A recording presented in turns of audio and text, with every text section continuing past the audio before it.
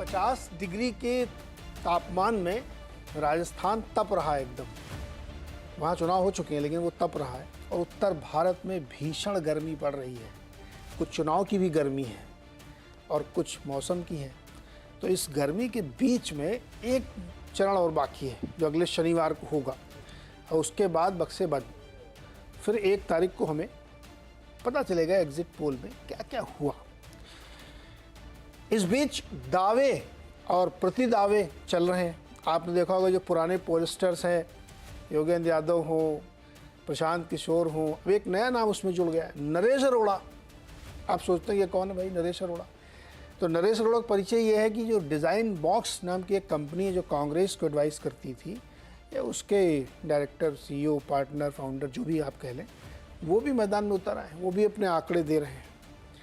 और नरेश अरोड़ा का ये कहना है, मतलब लगभग एक जैसे व्यू सारे लोगों के हैं कि बीजेपी को थोड़ा इधर नुकसान होगा तो उधर फ़ायदा होगा। नरेश अरोड़ा का लगभग वैसा ही व्यू बन रहा है, लेकिन बहुत रेडिकल व्यूज़ भी हैं चर्चा में और हवा में। तो उसके ज़रिए ये थोड़ा समझने की कोशिश है कि भाई अब देखो, जिसको जीतना है ना वो तो तय हो गया है। अब ये तो आइसिंग ऑन केक है, आखिरी चरण कि वो बढ़ा लो थोड़ी सी, बाकी तो हो चुका है मामला। 57 सीट बाकी हैं खाली।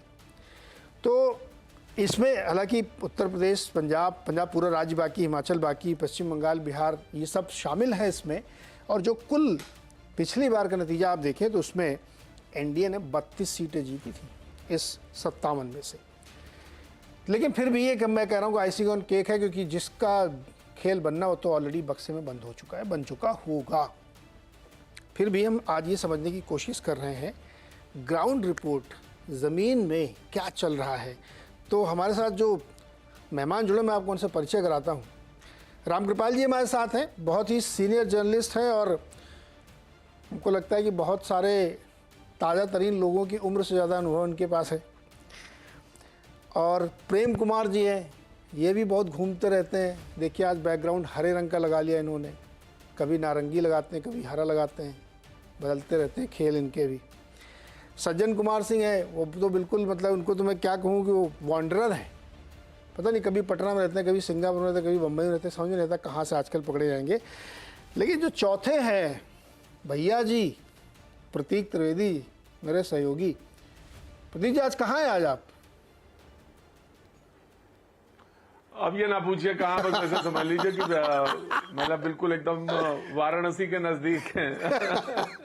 घुमंतू। 20,000 किलोमीटर के बाद क्या पूछना कहाँ है। मतलब इतना मत डाला है पूरा, सारे प्रदेश घूम डाले। अब तो मतलब आखिरी चरण तो समझ लो उधर ही की रेस में होंगे, पंजाब साइड में कहीं पे। तो मैं आज ये समझने की कोशिश कर रहा हूँ कि बस उसी जगह, हाँ, कि क्या माहौल बन रहा है 6वें राउंड में। ठीक है, उसका भी अंदाज़ा लेंगे, लेकिन मोटा मोटी मूड क्या बना है। तो पहले तो मैं भैया जी से ही थोड़ा माहौल समझूं। भैया किस्सा सुनाओ, क्या क्या चल रहा है, क्या सड़क पे सुन रहे हो आप?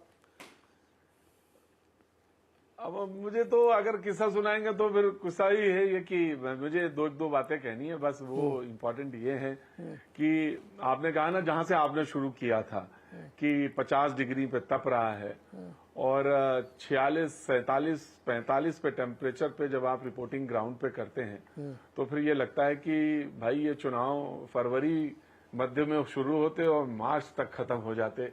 लंबा चुनाव है और फटीक है, हर जगह फटीक है।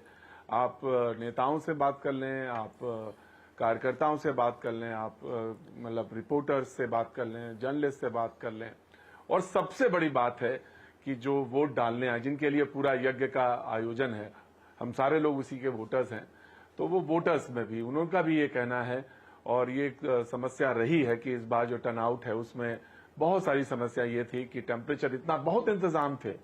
मैं इस बात को नहीं कहता कि जो उन्होंने मॉडल बूथ बनाए उसमें लोग, पानी का इंतजाम सब कुछ था, पंखे का इंतजाम था, लेकिन इतनी धूप में और इतनी गर्मी में वो टर्नआउट नहीं हुआ। और जो हम उम्मीद कर रहे थे कि बिहार में 45-46 टेम्परेचर में, और यही बात लगभग सेंट्रल यूपी में रही।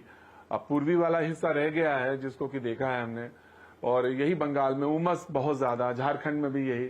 तो कुल मिला के ये है कि एक सच बात तो ये है कि अगर फरवरी के मध्य से शुरू होता और मार्च तक खत्म होता, और इसमें बड़ी गंभीरता के साथ सारे लोगों को सोचना पड़ेगा कि आने वाले समय में जिस तरह से क्लाइमेट को लेकर बातें हैं, उसमें चुनाव को भी एक मद्देनजर रखना पड़ेगा कि आने वाले समय में इसको बहुत, क्योंकि अगर कहीं डेमोक्रेसी की बात है और उस बात में वोटर की बहुत प्रमुखता के साथ बात है कि क्यों नहीं आ रहा, बहुत तमाम सारी चीजों करने के बाद, तो कहीं ना कहीं वो मुद्दे जो आएंगे आपकी डिबेट में।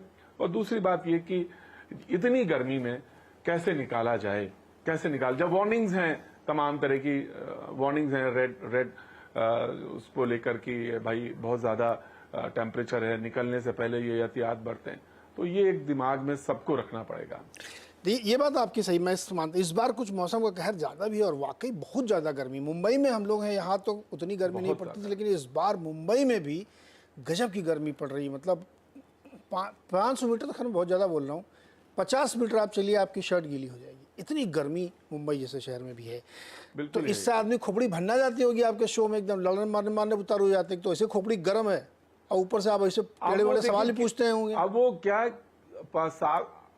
800-1000 आदमी के बीच में वो आप खड़े हैं, मुद्दे बहुत बायते हुए कभी कभी क्या होते हैं, चूक भी जाते हैं हम। इतनी गर्मी है कि वो मुद्दा कह रहा है, वो नाराज हो जाता है, बिफर जाता है बुरी तरह से कि मैं तो वो उठा रहा हूँ ये वाला मुद्दा, रोजगार वाला मुद्दा हम उठा रहे हैं, ये पेपर लीक वाला मुद्दा हम उठा रहे हैं, कि फसलों को चौपट होने वाला मुद्दा, और आप बात कर रहे हैं कि तमाम तरह की बातें इसमें इलेक्शंस को लेकर।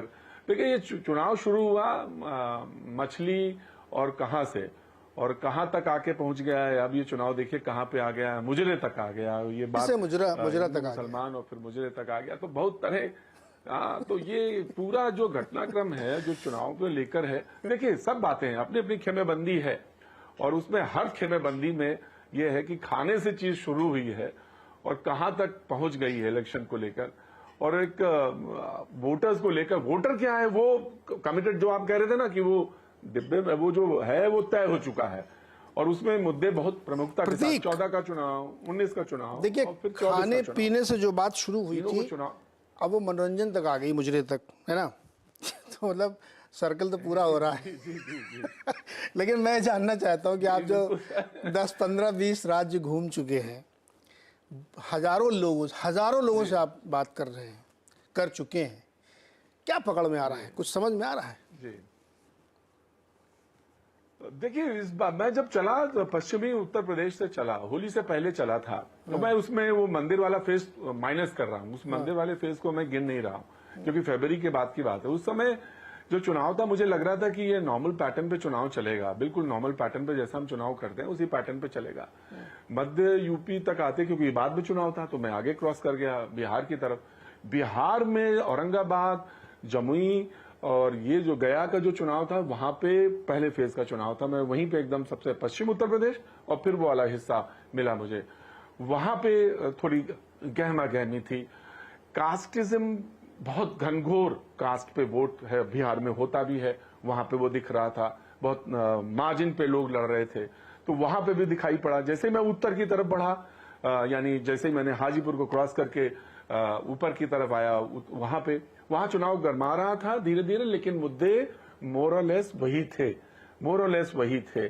तो बिहार में नीतीश से कागज पे तो बहुत मजबूत दिखता है साहब, कागज पे तो इससे बेहतर बीजेपी और अलायंस का, कागज पे तो इससे बेहतर कोई अलायंस मुझे तो नहीं दिखा।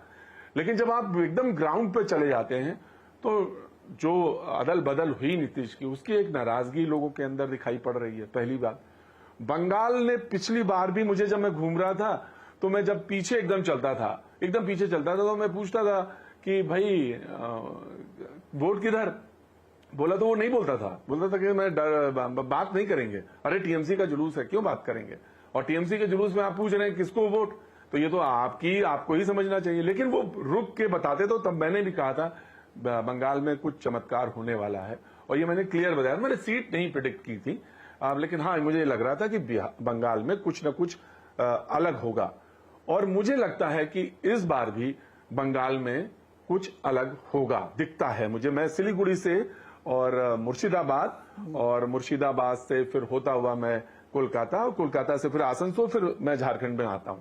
तो वहां पे बंगाल में दिखता है। झारखंड में भी यही मोरलेस है, और लोगों ने कहा कि क्या सिंपैथी वेव है, मुझे बहुत ज्यादा नहीं दिखाई पड़ी, और चर्चाएं रही कुछ कुछ पॉकेट्स में रही, और लोगों की नाराजगी व्यक्तिगत तौर से एमपीज को लेकर भी थी। लेकिन ये बात सच है कि मोदी जी का जो वो एक फैक्टर है, वो कहीं ना कहीं, भाई मैं वोट दे रहा हूं तो मोदी जी को वोट दे रहा हूं, तो ये भी दिखने को मिला। फिर मैं फिर वापस आया बिहार में, और फिर इधर घूमता हुआ इस तरफ यूपी में आया। तो ये बात सच है कि चुनाव बदल गया था जब मैं चला फरवरी में और मार्च में। तो बहुत इनिशियल स्टेज थी, जब मैं एकदम आखिरी में 6 पे आया, और जब 6 चरण खत्म हुए तो चुनाव बिल्कुल दूसरे फेज में दिख रहा था। टेस्टिंग है इलेक्शन कमीशन के पूरे अपने स्ट्रक्चर पे, जैसे उसने वोट कराया उसको, उस पर भी बात है। आप ये बताओ कि आप चर्चा। और दूसरी बात, मैं एकदम लास्ट सेंटेंस बोल रहा हूं, हाँ। लास्ट सेंटेंस बोल रहा हूं। हाँ। ये बात हम लोग हमेशा चर्चा में करते हैं कि जो बीजेपी है उसका चुनाव मैनेजमेंट बहुत बेहतरीन है, और इस बार वो भी टेस्ट पर है। ओके, आप चारों दिशाओं में घूमे हैं और 10 दिशाओं का आपने अनुमान ले लिया है। अब मेरा एक सवाल ये है, कोई एक कॉमन थ्रेड आपको दिखी कन्याकुमारी से कश्मीर या कटक जो आजकल लोग बोलते हैं, या सब जगह अलग अलग चीजें दिखी आपको, या कॉमन थ्रेड दिखा कोई?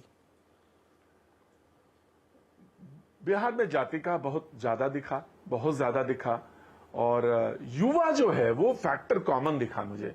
देखिए, मैं एक छोटा सा उदाहरण बताएं, उसके बाद पैनल में बहुत सीनियर लोग बैठे हैं, जर्नलिस्ट, कि जैसे मिसाल के तौर पे पेपर लीक का मसला है यूपी में, सरकार बीजेपी की। पेपर लीक का मसला बिहार में भी है, सरकार निश्चित तौर से इस समय एनडीए की है, लेकिन पेपर लीक का मसला है, और उससे पहले वहां पे सरकार आरजेडी और उनकी कंबाइन जेडीयू की। पेपर लीक का मसला बंगाल में भी है, और पेपर लीक का मसला झारखंड में भी है।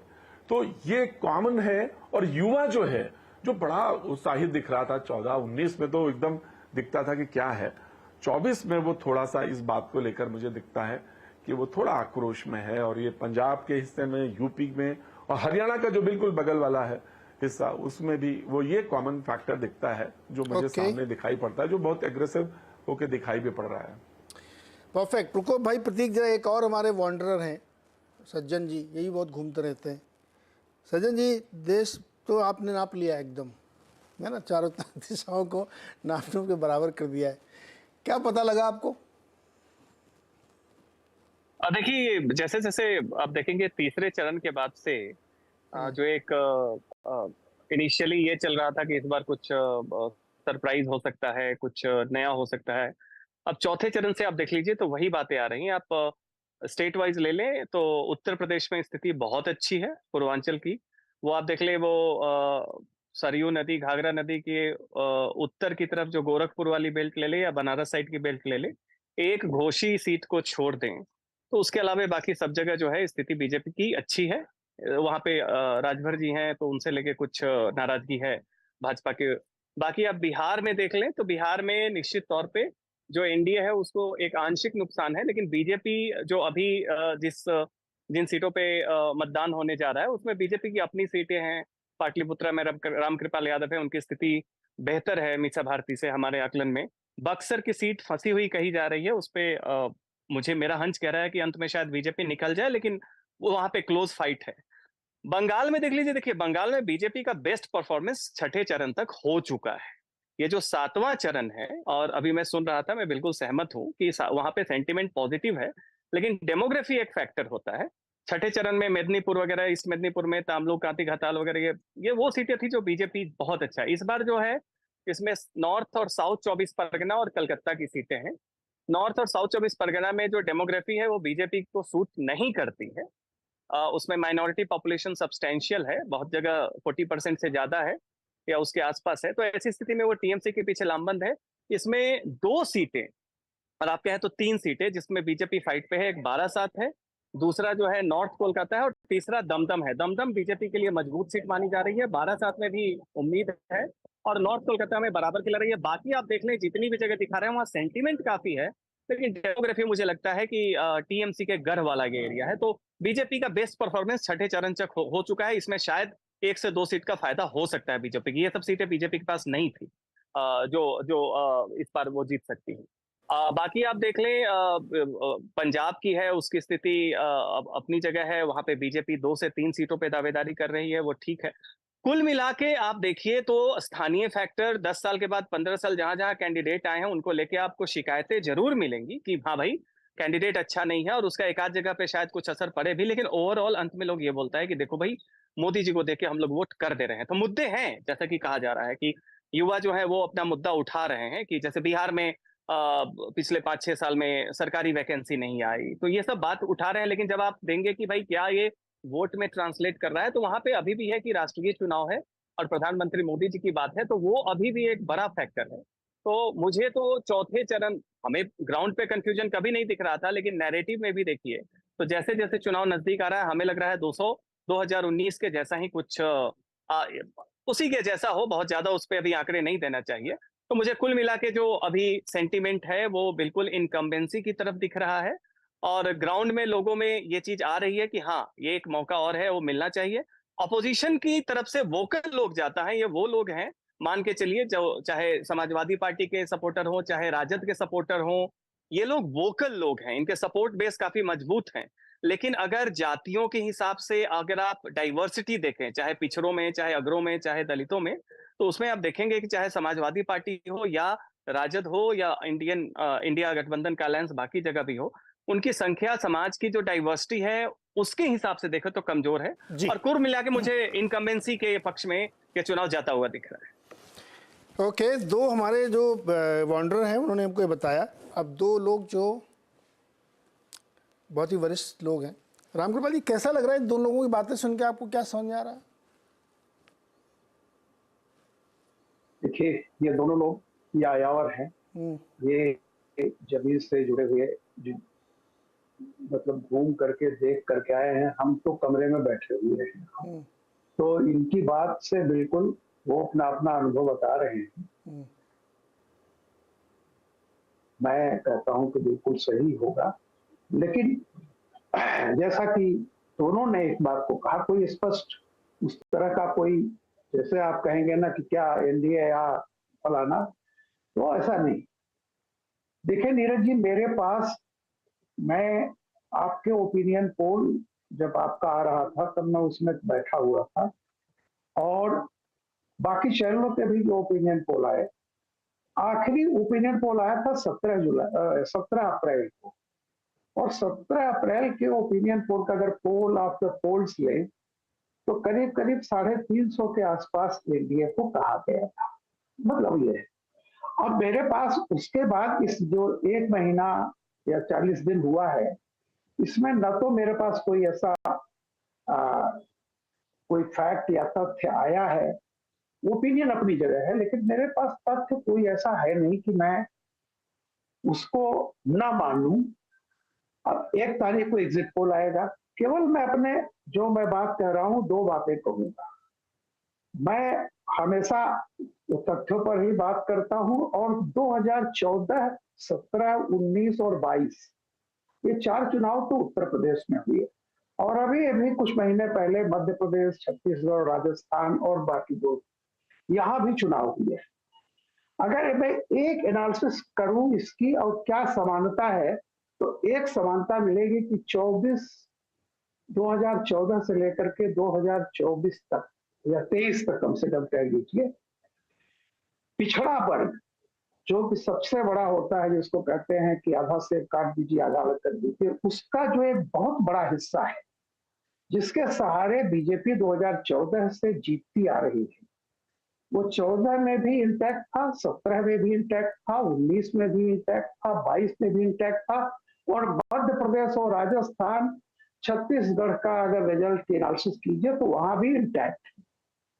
और अब मुझे कोई कारण नहीं लगता है कि 1 महीने के अंदर वो पिछड़ा वर्ग जो बीजेपी की कोर स्ट्रेंथ बन चुका है, एक तरह से वो बीजेपी से अलग हो गया है। मुझे इसका कोई प्रमाण नहीं है मेरे पास, और अगर वो बीजेपी के साथ है तो मुझे लगता है कि ये जो बात है, मैं सीटों पर तो नहीं जाता, लेकिन हालत यह है कि अगर वो बीजेपी के साथ है तो एनडीए को सत्ता में आने से कोई रोक नहीं सकता।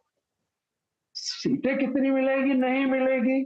और एक बात जैसे विजय और अपने प्रतीक भाई ने कही, मैं हमेशा आपके चैनल पर भी ये बात करता था, कभी भी वोटर से अगर आप पूछने जाओगे तो वो सत्ता की बड़ी बुराई करता है, जो भी इस मौजूदा सत्ता होती है। 84 के चुनाव में चंद्रशेखर बलिया में जब भी रिपोर्टर जाता था सब कांग्रेस को गाली देते थे। सारे लोग कहते थे खेत में पानी नहीं है, नहर नहीं है, फलाना नहीं है, सब कांग्रेस को। और जब चुनाव आया तो चंद्रशेखर चुनाव हार गए, कांग्रेस का एक ऐसा कैंडिडेट जीत गया जिसके बारे में कुछ सोचते हैं। तो स्थितियां अलग अलग होती है, लेकिन मेरा यह कहना है कि अभी तक जो भी ओपिनियन पोल आए हैं, मैं नहीं मानता कि सारे ओपिनियन पोल सत्ता के डर के नाते दिखाया गया है। मेरे पास तो कोई ऐसा नहीं, मैं भी बहुत समय तक वो प्रिंट में रहा हूँ और थोड़े समय तक टेलीविजन में भी रहा हूँ, मुझे तो ऐसा नहीं लगता। और मैंने बहुत सारे ओपिनियन पोल दिए हैं जी, पब्लिश भी किया, मुझे कहीं से दबाव नहीं आया था। तो मेरा ये कहना है कि जो मोटे मोटे तौर पर जो एक रुझान जिसका ये हुआ था, मुझे भी कहीं एंटी इनकम्बेंसी उस तरह नहीं दिखती। और मैं फिर कह रहा हूँ, डिसेंट रिबेलियन नहीं होता, नाराजगी नाफरमानी नहीं होती, नाराजगी विद्रोह जो है ये प्रतिरोध या नाराजगी विद्रोह नहीं होती। लोग लाख बात करेंगे, जाके वोट उसी को देंगे कि भैया विकल्प क्या है। तो मेरा ये कहना है। और वैसे भी 14 का भी एक रेफरेंडम था लाइन का, मोदी चाहिए या नहीं। 19 का भी चुनाव एक लाइन का रेफरेंडम था, मोदी चाहिए या नहीं। 24 का भी चुनाव यही है रेफरेंडम, मोदी चाहिए या नहीं। ईमानदारी की बात है। ओके सतीश जी, प्रेम कुमार जी, सतीश जी आज बुलाया था लेकिन वो आए नहीं, उनका भी मुझे लेना था एक्सपीरियंस। प्रेम कुमार जी, अब तो योगेंद्र यादव भी कह रहे हैं सरकार तो इन्हीं की बनेगी, भले सीट ऊपर नीचे थोड़ा हो। देखिए, हम बात शुरू करते हैं। राम कृपाल सर बोल रहे हैं, ओपिनियन पोल को आधार बनाकर बोल रहे हैं कि उसके बाद से उनको ऐसी चीजें नहीं दिखती कि उसमें कोई फर्क पड़ा हो। मैंने 2019 का ओपिनियन पोल देखा, 14 ओपिनियन पोल्स थे, 14 में 4 बीजेपी को बहुमत में दिखा रहे थे और 10 जो है हंग पार्लियामेंट बता रहे थे। लेकिन फाइनल क्या हुआ, एग्जिट पोल की बात मैं नहीं कर रहा, ओपिनियन पोल की बात कर। इस बार जो लोग ओपिनियन पोल दे रहे हैं उनमें से 3 बड़े के नाम ले लीजिए, चाहे गुप्ता जी, प्रदीप गुप्ता जी हो, चाहे यशवंत जी हो, चाहे संजय कुमार जी। इन तीनों के बयान में जो कल और आज में 1-2 दिन में जो अचानक परिवर्तन आया है विश्लेषण में, वो ये सबका लबोलुआब ये है कि कुछ जगह में इंडिया आगे है और कुछ जगह में बीजेपी क्लीन स्वीप कर रही है, कुछ जगह में इंडिया कर रही है और कुछ जगह में कांटे का संघर्ष। इस हालात की कल्पना तो चुनाव शुरू होने से पहले प्रतीक जी ने भी नहीं की होगी। उनको भी पहले दूसरे चरण में जो दिखा और आते आते बदली हुई तस्वीर नजर आई, युवाओं का आक्रोश भी दिखा, वो सारी चीज ये बता रही हैं कि इस बार वो बदलाव है जो रामकृपाल जी नहीं देख पा रहे।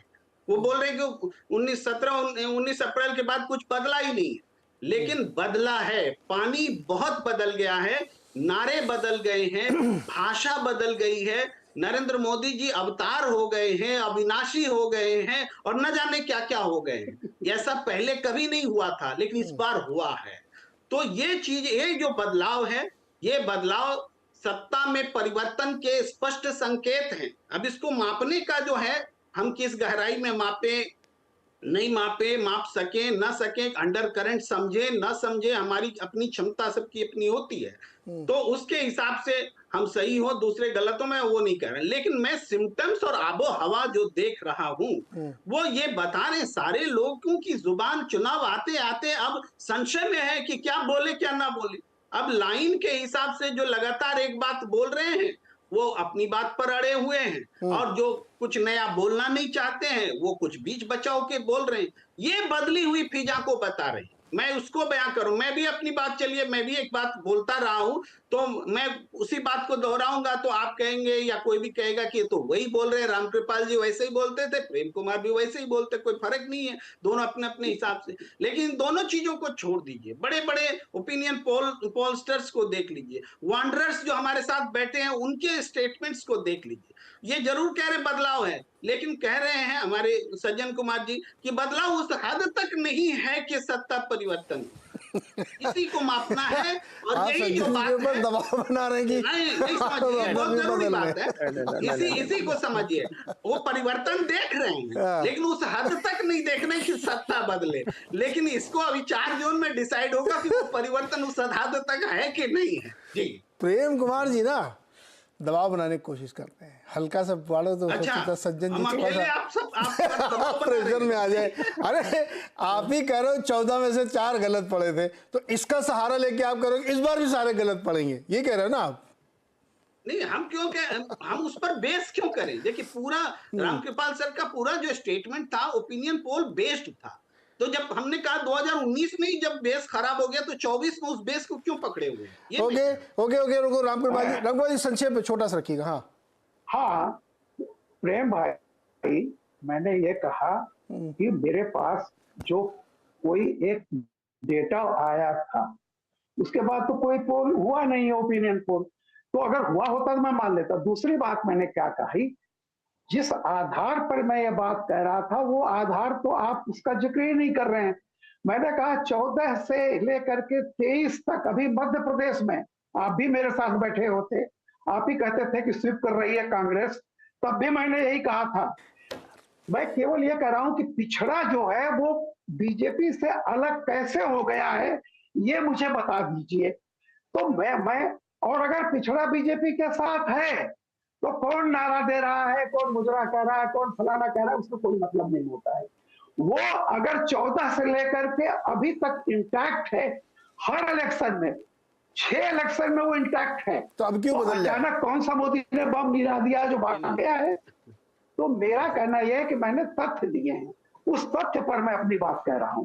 एक ये लाइन, नहीं है ओपिनियन पोल। हाँ एक लाइन सिर्फ अपने तथ्य पर कहा। जी, एक लाइन प्रेम कुमार जी प्रतीक के बाद जाना, एक बस लाइन हम से। ये कह रहे हाँ। हैं, देखिए ओबीसी की आबादी 52% है, वो कभी एकजुट होकर के एक पार्टी को नहीं वोट देती है, और सत्ता में जो पार्टी है उसको ज्यादा वोट ओबीसी क्या सब जाति का मिला हुआ, सिर्फ ओबीसी का थोड़ी मिला, तभी तो सत्ता में है, तभी तो 303 सीट है और 350 सीट है। नहीं एक ये मिनट बात रुको, है। देखिए वो भी क्या रामकृपाल जी ये कह रहे हैं कि 2014 से लेकर के 2024 में ऐसा क्या बदल गया कि भाजपा ने किसी की भैंस खोल ली क्या, जो गुस्सा हो जाएंगे एकदम कि अब की बार वोट नहीं दूं क्योंकि हमारी भैंसिया खोल ले गए? ऐसा तो कुछ हुआ नहीं है। तो अब मैं रिपीट क्यों करूं, मैं इस बारे में पर्याप्त बता अगर रुको ना, अभी बदल प्रतीक के चुका पास है। जाते हैं भाई। प्रतीक जी यार ये समस्या खड़ी कर दी प्रेम कुमार जी ने, इन्होंने तो एक तो क्वेश्चन उठा दिया ओपिनियन पोल। अरे रुको, सवाल तो सुनो, सवाल आप सबसे सवाल बिना पूछे जवाब नहीं लेते, तो गुरु मेरा भी लेना पड़ेगा। मेरा सवाल ये है कि आजकल जो मतदाता हमारा ना बहुत चतुर सयाना हो गया है, वो बूम माइक देख के बोलता है, उसको देख रहा प्रतीक जी है ना, ऐसी बात करूंगा कि प्रतीक जी हमारी बात सुनेंगे। किसी और चैनल का बूम देखा, अच्छा इसके साथ ऐसे बात करने का है। मैं आपसे ये समझना चाहता हूँ क्या ये वाकई एक बहुत बड़ा चैलेंज है ग्राउंड रिपोर्टिंग में कि मतदाता के दिमाग को पढ़ना बड़ा मुश्किल हो गया, वो भी बहुत बड़ा अय्यारी करने लगा है, मन में कुछ और बोल कुछ और रहा, क्योंकि उसको अपनी बाइट चलवानी टीवी पे। बिल्कुल ये है, तो यारी जो शब्द इस्तेमाल किया आपने वो है, वो ऐसे नहीं बोलता है। जब आप अपना माइक वाइक किनारे रख दीजिए और कहे चलाओ भैया चाय बनवाओ जरा, तो चाय जब बनती है तो पूछते, जो रामकृपाल जी जरा संकेत कर रहे थे, रामकृपाल जी ने क्योंकि उसको बताया, लेवल तक बताया, वो बदला क्या, ऐसा कौन सा बम गिरा, तो सच बात तो यही है, सब वो बिल्कुल सही करेंगे, ऐसा कौन सा बम गिरा। नाराजगी जो हो वो एकदम विद्रोह में बदल जाए, वो बात भी उन्होंने कही, वो महत्वपूर्ण बात है। देखिए 2-3 चीजें हैं जो मुझे जो समझ में आया, जो मैं अपनी तरह से देख पाया। किसानों को जो 6,000 रुपया मिलता है उसकी किस्त मिल चुकी है पहली वाली, वो नाराज नहीं है नजर, वो कहता कि देखिए वो मेरे पास पैसा, वो आंदोलन छोड़ दीजिए, किसान आंदोलन, अब आप ग्राउंड रियलिटी पे बात कर रहे हैं, उसको लगता है कि वो ठीक है।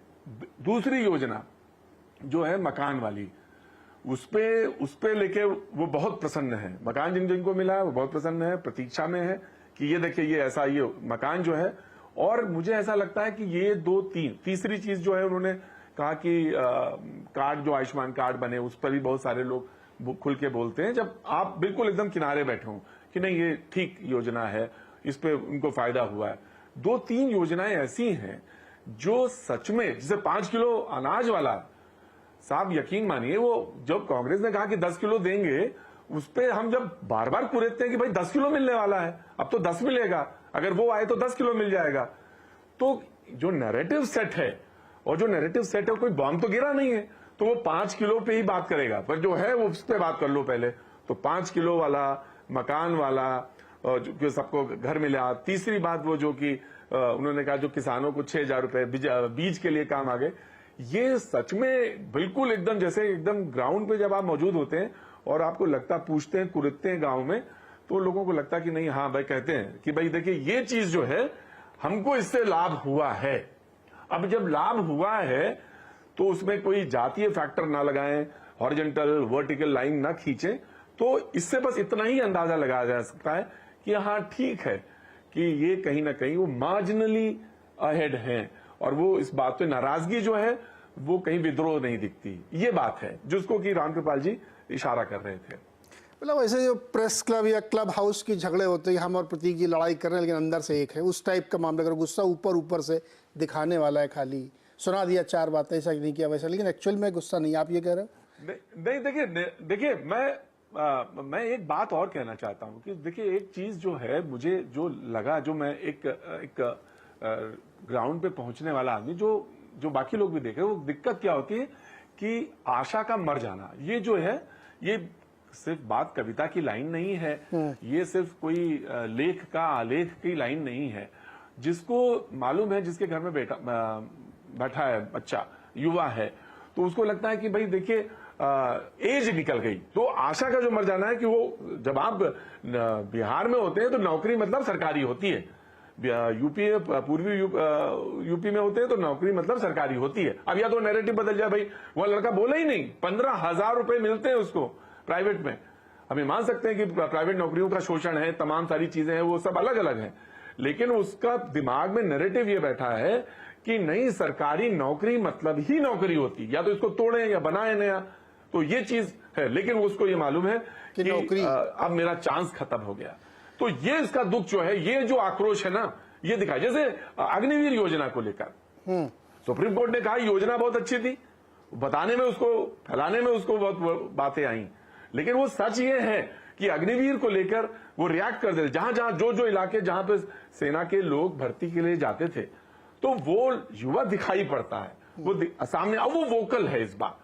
ओके। एक चीज जो है वो बहुत महत्वपूर्ण है, इसमें सवर्ण लोग जो लड़के हैं, सवर्ण लड़के, अब आप क्योंकि हम जातीय समीकरण में बात कर रहे हैं, सवर्ण लड़के भी आक्रोश में बोलते हुए मुझे कई जगह दिखाई पड़े।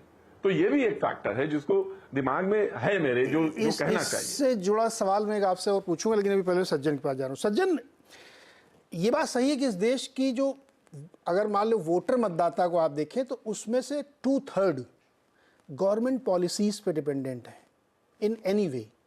राशन हो, घर हो, दुकान हो, मकान हो, खाद, बीज, पानी, सिंचाई, जो भी हो। सामने से बड़े बड़े ऑफर हैं, खटाखट 8,500 रुपये 5 तारीख से आना चालू, महीना गिनवा दिया पूरा साल भर का, और बहुत सारी स्कीम, 10 किलो अनाज, ये सब। क्या ये काउंटर ऑफर्स लोगों को अपील नहीं कर रहे? कह रहे हैं कि जो मिलेगा भविष्य में क्या होगा, इधर जो मिलना पहले उसकी बात हो रही है।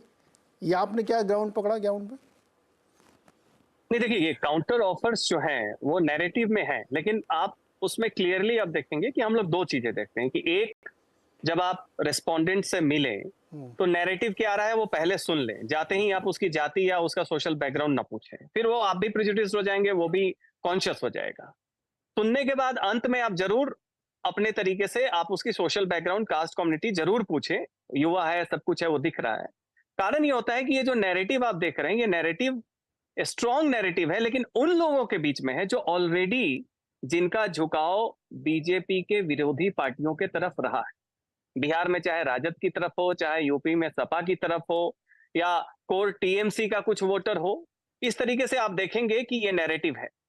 लेकिन जब बात हम काफी कॉन्फिडेंस लेवल मैप करने के लिए पूछते हैं कि साहब इधर आपको ये मिल रहा है और आप इसके लिए लॉयल हैं इनकम्बेंट पार्टी के लिए, दूसरी तरफ से ज्यादा है, तो एक जो चीज जिसका निष्कर्ष ये निकल के आता है कि पब्लिक देखिए क्या कहा जा रहा है उससे नहीं प्रभावित होती है, कौन कह रहा है इस चीज को, और जो कह रही है वो कितना रिलेटेबल है, वो कितना विश्वसनीय है, पहले क्या उसने ऐसा कुछ डिलीवर किया है, क्या आपकी स्मृति है वैसी कि पहले उसके कार्यकाल में कुछ वैसा हुआ हो और बीच में गैप हो तो आप फिर से उसको ताजा करते हैं। तो जो अपोजिशन का, कांग्रेस का नैरेटिव है उसके बारे में लोग जागरूक हैं, लेकिन उसके तरफ जो भाजपा के वोटर्स हैं जो रहे हैं उनमें बहुत ज्यादा वार्मथ नहीं है, और माफ कीजिएगा इधर लाइट चली गई है तो ये नहीं आ रहा है, वार्मथ नहीं है। कारण उसका ये है क्योंकि लोग रिलेट नहीं कर पाते, और जो बातें आप देख लीजिए तीसरी बार है तो सत्ता से बाहर रहने की बौखलाहट विपक्षी दलों के जो कोर सपोर्ट बेस है उसमें दबंग जातियों के भी लोग हैं उनमें है, तो जब वो दावा करते हैं तो इन नैरेटिव्स को बहुत ज्यादा एम्पलीफाई करते हैं। तो नैरेटिव जरूर दिखता है, लेकिन नैरेटिव उनके बीच में ज्यादा, उनकी तरफ से ज्यादा दिखता है जो पहले से बीजेपी के विरोध में मतदान करते आए हैं, क्षेत्रीय दल के पक्ष में हो या कांग्रेस के पक्ष में हो। तो इस तरीके से नैरेटिव क्या है वो उतना मायने नहीं रखता, नैरेटिव किनके तरफ से कहा जा रहा है उसकी विश्वसनीयता क्या है। और इस मामले में देखिए प्रधानमंत्री मोदी का इसमें कोई संकोच नहीं होना चाहिए, एक बहुत बड़ा इंपैक्ट फैक्टर आता है रिलेटिवली। आप कहें कि 10 साल के बाद लोग सवाल जो कहीं उठाते हैं कि साहब महंगाई बढ़ गई है, बेरोजगारी है, ये बातें आती हैं, लेकिन फिर बात ये आ जाती है कि जब आप कॉम्परेटिव फ्रेम में देखते हैं कि मतदाता भी कोई एब्सोल्यूट वो आइडियोलॉग नहीं है जी, वो बीजेपी का वोटर भी कमी की बात बताता है, लेकिन फिर वो जब कॉम्परेटिव फ्रेम में तुलनात्मक दृष्टि से देखता है तो बोलता है कि साहब कुल मिला के यहाँ पे स्थिति अभी भी अच्छी है और इस कारण से झुकाव इधर है। नैरेटिव है लेकिन वो ऑपोजिशन सपोर्ट बेस में है, जो नोटबंदी के समय में भी दिखा था लोग। नहीं, बड़ा इंटरेस्टिंग पॉइंट आपने रखा कि चूंकि 10 साल की सरकार है तो उनके समर्थन में बार बार वही योजनाएं घुमाने में भाजपा वाले कार्यकर्ताओं या संघ के कार्यकर्ताओं को भी लगता हो यार एक ही बात 10 बार इनको बता चुके, अब तो वो टोन थोड़ा नीचे हो जाता, बता दिया, लेकिन जो सामने 10 साल से पोजीशन में वो जोर से बताएगा कि ये नहीं मिला, वो नहीं मिला। अब इसको मैं डिजिटाइज कर देता हूँ कि 38% पे वोट बनी, सरकार बनी है ये, यानी 62 लोग खिलाफ है ना आपके।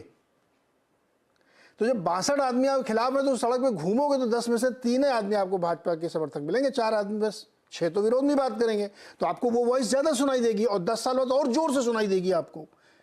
तो ये एक स्थिति नैरेटिव के तौर पे हो सकती है। लेकिन जो आपने क्वेश्चन पूछा था कि क्या वाकई वो इंक्लूड कर रहा है कि नहीं कर रहा है, अभी मैं छोटे एक सवाल लेता हूँ रामकृपाल जी और प्रेम कुमारी से।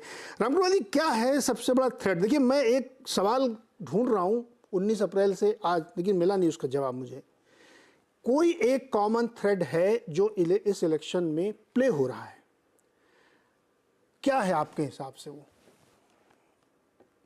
देखिए नीरज जी, मैं 2 चीजें कहूंगा।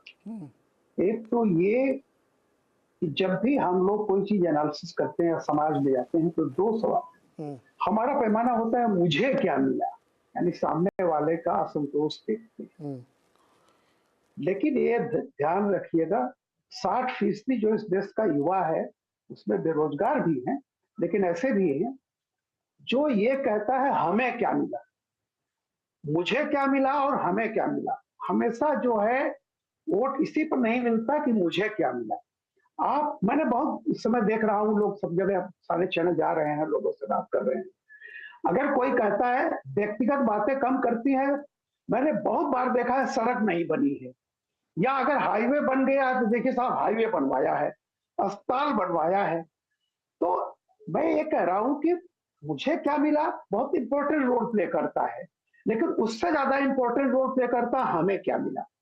दूसरी बात मैं कह रहा हूं 2019 के बाद से कौन सी चीजें ऐड हुई हैं, तो एक देखिए 2019 के पहले राशन नहीं था, और ये राशन को चाहे जितना भी कोई कह ले हम 10 किलो देंगे 50 किलो देंगे, लेकिन जिस समय ये राशन की शुरुआत हुई थी, याद कीजिए कोविड की थी, और लोग बेरोजगार, बहुत सारे ऐसे चूल्हे जिनको घर में खाना अनाज नहीं था जो खा सकते, ऐसे मौके पर यह राशन शुरू किया गया था।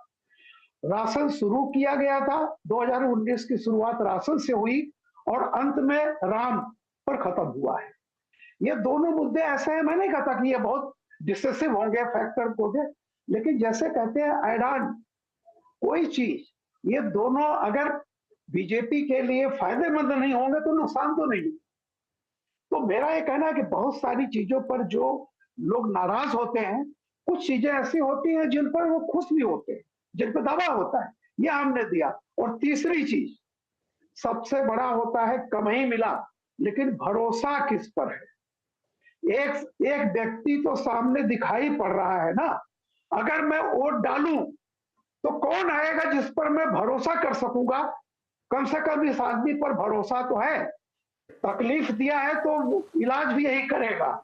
ये जो भरोसा होता है ना, कि अगर ये आदमी गलत भी करेगा तो हमारा कुछ भला सोच के ही किया होगा जी। तो एक जो सबसे बड़ा विश्वास होता है लीडरशिप पर, कि इसकी नीयत में खोट नहीं है, ये जब तक आप एक बगल में कोई खड़ा नहीं करेंगे तब तक पार्लियामेंट का इलेक्शन, प्रधानमंत्री का इलेक्शन, आप मान के चलिए कोई रेफरेंडम होता है। नेहरू के समय भी था, इंदिरा के समय भी था, जयप्रकाश जी के समय में भी था, और जब इंदिरा जी की डेथ हुई तब भी जिस व्यक्ति के लिए ही वोट दिया गया था, और हमेशा रहा है। तो मैं कह रहा हूं कि नीतियां भले हों, सामने उसको लीड करने वाला ईमानदार छवि किसकी है। और अगर विकल्प नहीं है तो जीवन कितना आसान होता है जब कोई विकल्प नहीं होता, जहां खड़े हैं वही ठीक है। ओके, तो विकल्प और ऑप्शन, और साथ ही किस पर आपको ट्रस्ट है सामने वाले, थोड़ा कम ही दे रहा है लेकिन भरोसा ज़्यादा है, तो शायद इसलिए आदमी उनसे दूर नहीं होता है। एक छोटा सा ब्रेक, लौट के आके फिर चर्चा आगे बढ़ाते हैं प्रेम जी, प्रतीक जी और सज्जन जी के साथ, छोटे से ब्रेक के बाद।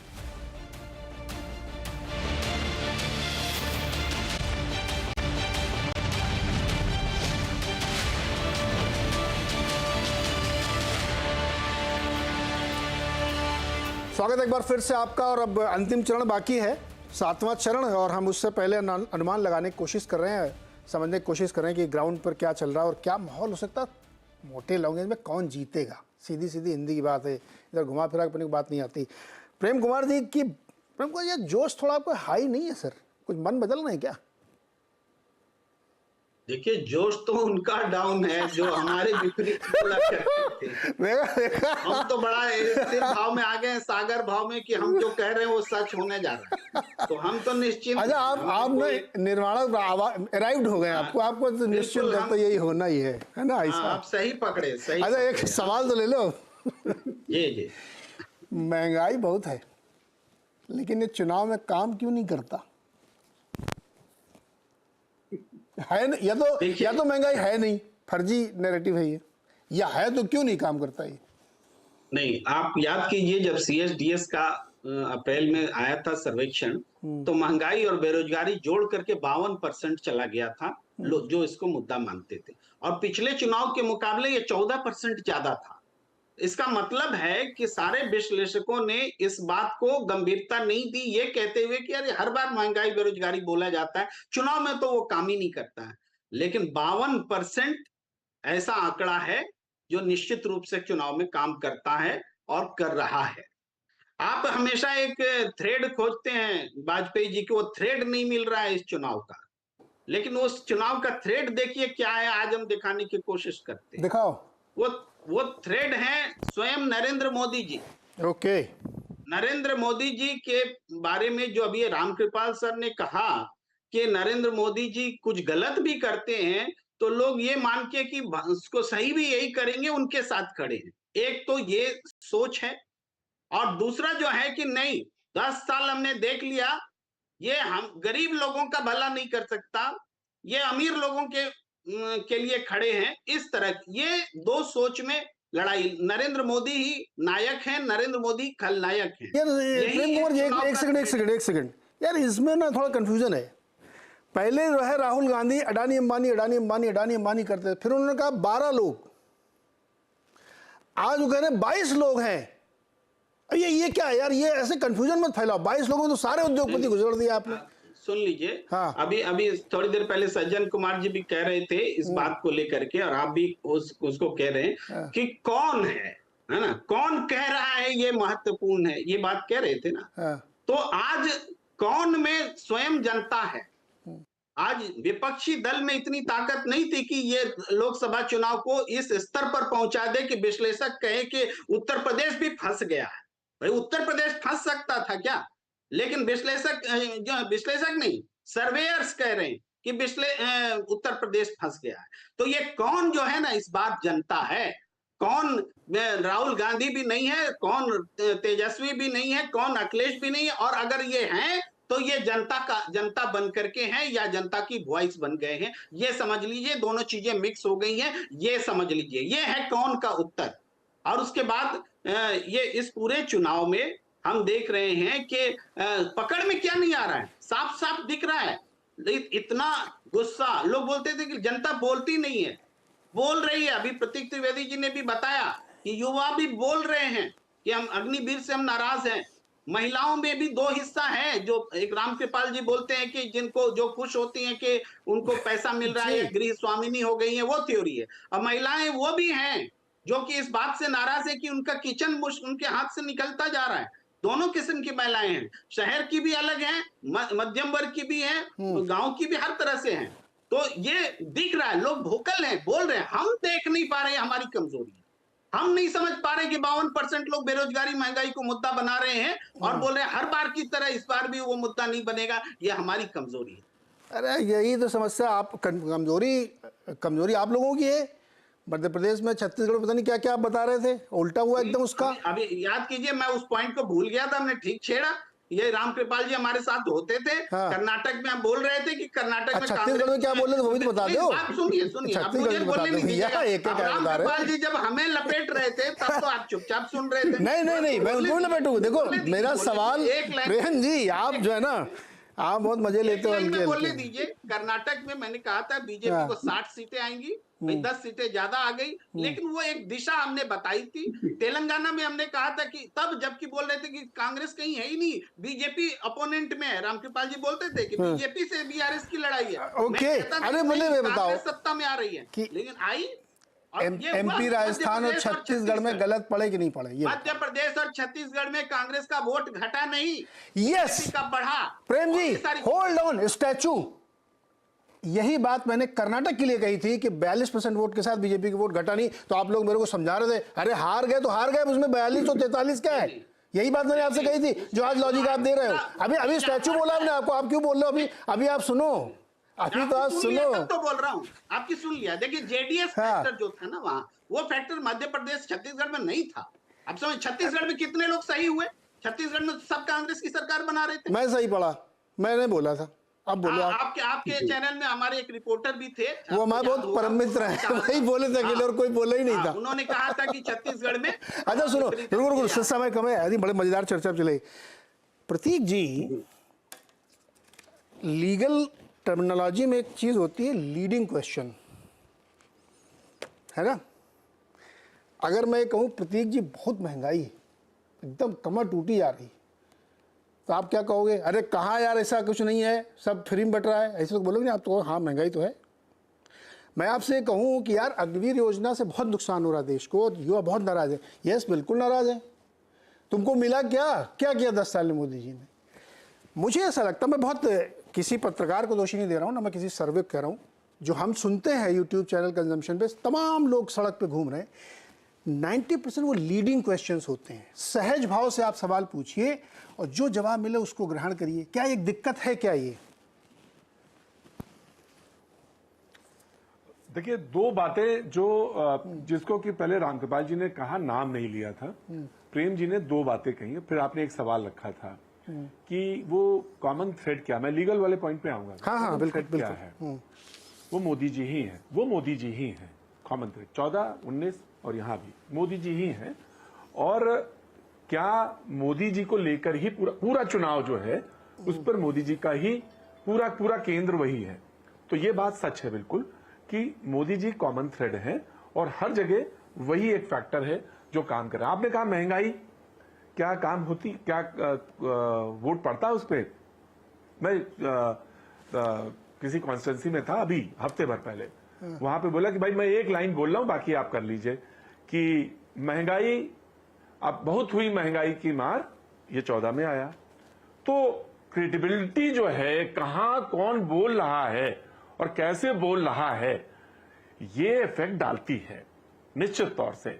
और वो वहां पे काम कर रही थी उस समय। उसने कहा, बोला कि भाई बहुत हुई महंगाई की मार अब की बार बीजेपी सरकार, तो महंगाई को लेकर उन्होंने नारा दिया और वो लोगों ने नैरेटिव पकड़ा। इस बार ये बात है, आपने कहा कि अब मैं आपके सवाल पे आता हूं कि लोगों से सहज भाव से जब पूछा जाता है तो क्या, देखिए, क्या ऐसा कोई बहुत बड़ा फैक्टर हुआ है जिसपे मोदी जी को लेकर बहुत बड़ी कोई सवाल हुआ हो? मैंने पहले भी जब डिबेट आपने शुरू की तो मैंने भी कहा कि सारी जगह लोगों में नाराजगी दिखी कैंडिडेट को लेकर के, भाई ये बीजेपी ने क्यों दिया, ये यहां पे तो बीजेपी को लड़ जाना चाहिए था, इस जगह पे तो बीजेपी को लड़ना चाहिए था, इसने क्यों दे दिया, अपने सहयोगी को दे दिया, कागज पे तो वो सबसे अच्छा दिख रहा था, बीजेपी को कोई नुकसान नहीं हो रहा बिहार में, यहां पे क्या कहां नुकसान हो रहा है, तो ये थोड़ा सा नुकसान हो रहा है। तो हर जगह जजेस फैक्टर पे काम करेगा और वो जो काम कर रहा है, जो मुझे लगा है, वो मोदी जी ही का फैक्टर है जो कॉमन थ्रेड है। और वही कॉमन थ्रेड जो है पूरे चुनाव में कमोवेश कहीं ज्यादा, थोड़ा जैसे पंजाब में लगेगा, थोड़ा सा आपको लग रहा है ये कहीं हल्का दिखता है, तो वो कितना बड़ा स्टेक है ये आप देख लीजिए।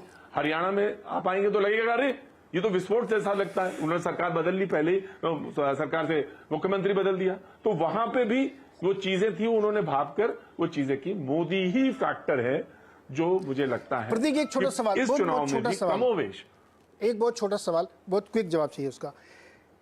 क्या जो महंगाई वाला मुद्दा है रियली बहुत लोगों को हर्ट कर रहा है या नैरेटिव्स में ज्यादा है? देखिए, जब आप कहते हैं कि क्या हर्ट कर रहा है, तो लोगों को जो बहुत कमोवेश जो बहुत सारे लोग हैं वो ये कहते हैं, इसमें दो राय नहीं, ईमानदारी के साथ बात कहनी चाहिए।